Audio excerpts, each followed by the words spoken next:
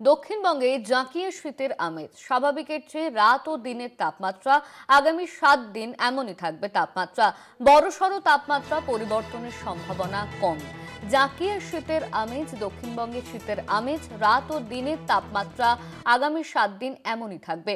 আমাদের সঙ্গে ফোন লাইনে রয়েছেন আমাদের প্রতিনিধি শাশ্বতী রায়। শাশ্বতী, দক্ষিণবঙ্গে জাঁকিয়ে শীতের কি সম্ভাবনা রয়েছে, কি বলছে হাওয়া অফিস? দেখো, জাতীয় শীতের সম্ভাবনা সেই অর্থে এই মুহূর্তে নেই, কারণ হাওয়া অফিসের যে পূর্বাভাস সেই অনুযায়ী আগামী 7 দিন তাপমাত্রা পারদ একই জায়গায় অবস্থান করবে। আজও শহর কলকাতার তাপমাত্রা 15.2 ডিগ্রি সেলসিয়াস, যা স্বাভাবিকের থেকে নিচেই অবস্থান করছে, এবং সর্বোচ্চ তাপমাত্রাও কিন্তু স্বাভাবিকের থেকে 2 ডিগ্রি নিচেই। অর্থাৎ বোঝাই যাচ্ছে যে পরিস্থিতি একই রকম রয়েছে বিগত 7 দিন যাবৎ, এবং আগামী 7 দিনেও এই তাপমাত্রার তারতম্য ঘটবে না। যেহেতু একই জায়গায় তাপমাত্রা ঘোরাফেরা করছে, তাই শীতের যে স্পেল তা কিন্তু অনুভূত হচ্ছে রাজ্য জুড়ে।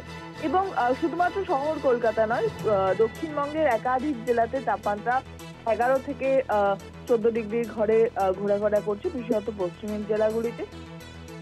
এছাড়াও উপকূলবর্তী জেলাগুলিতেও তাপমাত্রা পারদ 14 থেকে 16 ডিগ্রির আশেপাশে অবস্থানরত।